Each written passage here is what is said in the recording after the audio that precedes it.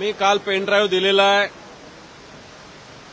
या पेनड्राईव्ह मध्ये जे आहे ते सभापती तपासतील।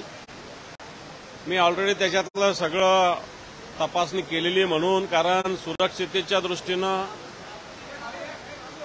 सामाजिक हिताच्या दृष्टीनं हे उघड करणं योग्य होणार नाही। मला अनेक जणांनी या पेनड्राईव्ह मागितलेले आहेत, परंतु मी सभापती शिवाय कोणालाही हा पेनड्राईव्ह दिलेला नाही। पण अशा पद्धतीच्या घटना होणं, भारतीय जनता पार्टी एक साधन सुचितेची पार्टी आहे असं म्हणतात। जर एखादा सामान्य कार्यकर्त्याने याचं असं कृत्य समोर आलं असतं तर भारतीय जनता पार्टीनं आतापर्यंत त्याला निलंबित केलं असतं, पक्षातून काढलं असतं।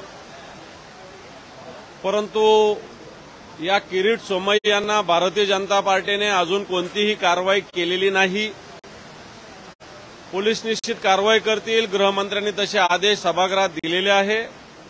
परंतु साधन सुचिता, संस्कृती, धर्म मानणाऱ्या भारतीय जनता पार्टीनं सुद्धा किरीट सोमय्यावर कारवाई केली पाहिजे असं माझं मत आहे।